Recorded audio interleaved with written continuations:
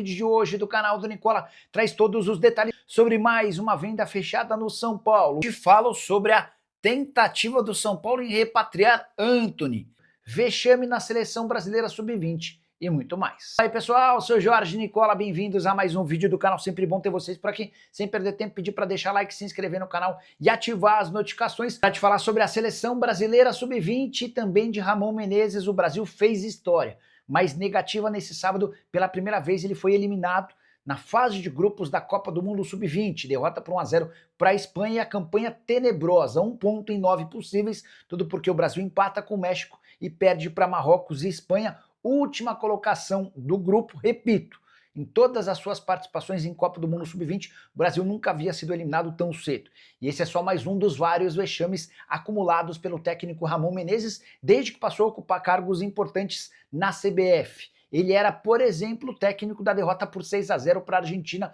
no Sul-Americano Sub-20 de janeiro desse ano. Esse também foi o técnico que não conseguiu classificar a seleção brasileira para as Olimpíadas de Paris. A gente pode lembrar também da campanha desastrosa do Ramon Menezes como técnico interino da seleção principal, 2 derrotas e 1 vitória, só ganhou de Guiné e perdeu para Senegal e Marrocos. Só para completar, registrar ainda que a seleção brasileira sub-20 volta para casa sendo manchete em todo o mundo com mais um vexame. E dá para cravar mais uma venda fechada no São Paulo, essa ao contrário de todas as últimas, envolvendo Matheus Alves, Lucas Ferreira, Henrique Carmo, vai ser festejada pelo torcedor tricolor. É que Galopo, que estava emprestado ao River Plate, bateu a meta. E a partir de agora o River é obrigado a comprá-lo por 4 milhões de dólares, a gente está falando de algo na casa dos 21 milhões e 300 mil reais. Bora voltar no tempo para explicar para você que quando o Galopo foi emprestado para o River Plate, o São Paulo recebeu o Enzo Dias, ambos por empréstimo gratuito, com cláusulas que tornariam os negócios obrigatórios. O Enzo Dias bateu a sua meta no São Paulo e vai ser adquirido por 2 milhões de dólares. Cláusula que envolvia o Galopo e o River Plate previa que ele precisasse jogar metade das partidas, pelo menos metade das partidas do River Plate, pelo menos por 45 minutos. E o Galopo já alcançou 23 jogos com mais de 45 minutos. Como o River só entra mais 6 vezes em campo até o fim da temporada, já dá para cravar que o Galopo terá essa meta alcançada e o São Paulo vai faturar esses 21 milhões e 300 mil reais. Como é obrigado a pagar 2 milhões de dólares pelo Enzo Dias, vão sobrar ao São Paulo 2 milhões e 300 mil dólares. Dá para dizer que o negócio acaba sendo interessante. Sobram 12 milhões e 300 mil reais nessa troca envolvendo Galopo e Enzo Dias. São Paulo que enfrenta logo mais o Palmeiras no Morumbis, precisando vencer para não se distanciar ainda mais dos 6 primeiros colocados. Com a eliminação da Libertadores da América, o grande objetivo tricolor é se classificar para a Libertadores via Campeonato Brasileiro. Que história é essa de que o São Paulo tentou a contratação de Antony? Sim, houve uma consulta do tricolor a Júnior Pedroso, representante do atleta, antes do fechamento da janela de transferências da metade do ano. A ideia do São Paulo era repetir o modelo que foi adotado com o Marcos Leonardo, um empréstimo gratuito com o clube dele pagando parte dos salários, no caso o Manchester United. O São Paulo tinha alguma esperança de que essa história avançasse se propostas da Europa pelo Antony não aparecessem. E dá para dizer que o mercado de verão europeu não foi tão bom assim como se imaginava para o Antony. Foram poucas as ofertas. No final das contas, ele acabou vendido para o Betis por 25 milhões de euros fixos, mais bônus, impedindo qualquer possibilidade de o Antony se tornar reforço do tricolor. Jogador de 25 anos, formado na base do São Paulo, ainda com relação com o tricolor, é comum, é usual a gente ver ele fazendo postagens nas redes sociais, acompanhando os jogos do São Paulo, mas esse retorno do atleta ao tricolor certamente vai acontecer só mais para frente, quando o Antony estiver mais no fim da carreira e quando o São Paulo se apresentar em condições financeiras melhores. Até porque o Antony tinha salário superior aos 3 milhões de reais por mês, e para que o negócio acontecesse, o United precisaria assumir a maior parte dos vencimentos. Jogador comprado em definitivo pelo Betis, uma das maiores transferências da história da equipe espanhola, desde que foi comprado. São 4 aparições com um gol e uma assistência na temporada passada. Por empréstimo no Betis, o Antony arrebentou, deixando excelente impressão, até por isso acabou comprado.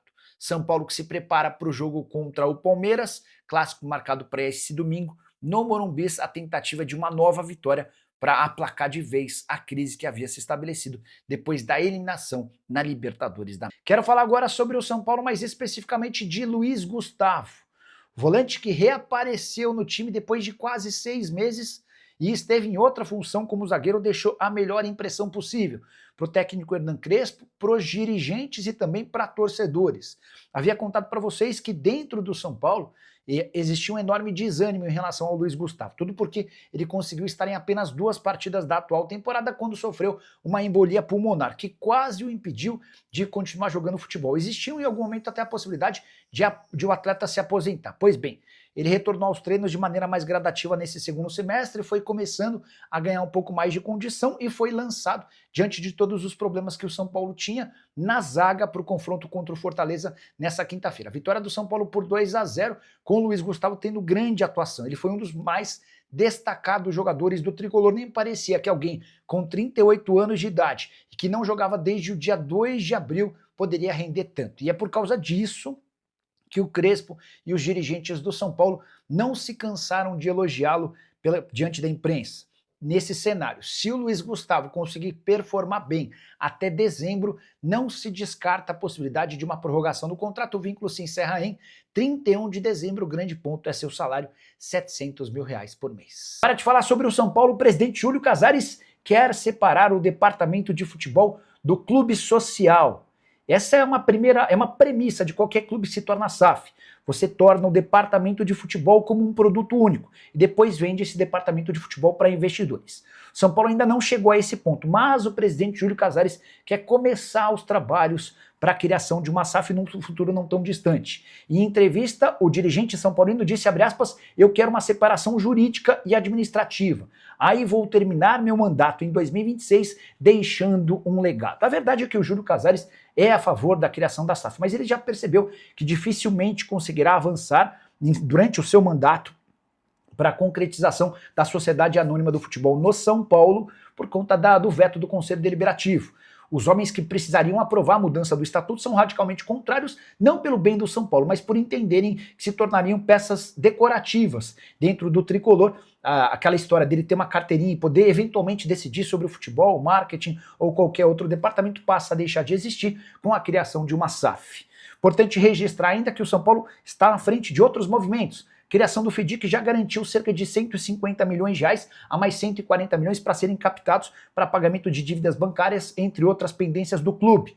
São Paulo também agora depende da aprovação do seu Conselho Deliberativo para garantir a criação de um fundo em Cotia. Fundo que pode captar até R$350 milhões. O objetivo é fazer com que o centro de treinamento da base do São Paulo se torne a grande referência do país, superando inclusive o Palmeiras. E a possibilidade de Caleri voltar a jogar ainda em 2025. Você vai lembrar que o Caleri passou por uma cirurgia para reconstrução do ligamento cruzado anterior do joelho esquerdo em abril. Período de recuperação varia de jogador a jogador. Tem muitos casos em que atletas voltam apenas depois de 9 meses, mas o Caleri esteve na segunda-feira no Morumbi para assistir a São Paulo e Ceará, derrota por 1-0, e foi perguntado por um jornalista do UOL se dá para imaginar que ele volte nesse ano, e a resposta foi dá. O São Paulo trabalha, especialmente por conta da ótima recuperação do Caleri em relação a esse problema no joelho, com a chance de utilizá-lo a partir do mês de novembro, com a lembrança de que o Campeonato Brasileiro se encerra no primeiro final de semana do mês de dezembro. O Caleri voltaria para jogar 1, 2, talvez 3, no máximo, no melhor dos mundos, 4 rodadas do Campeonato Nacional. São Paulo tem hoje o Brasileiro como sua última possibilidade para chegar à Libertadores da América. Vai ser mais uma temporada sem títulos, não dá para sonhar com taça, especialmente por conta da dificuldade de marcar gols. Nas últimas 6 partidas, São Paulo fez um mísero gol na vitória contra o Botafogo por 1-0, gol do Dineno. E foi exatamente pela falta de um camisa 9 que consiga converter as chances em gol que o São Paulo acabou eliminado pela LDU por 3-0 no placar agregado. Chances imensas, inúmeras, na partida de ida em Quito, assim como na partida de volta. E você, o que pensa sobre a possibilidade de Caleri voltar ainda em 2025? E também sobre tudo que eu contei no vídeo, já uso o espaço para comentário para registrar sua opinião. Só não me esquece de deixar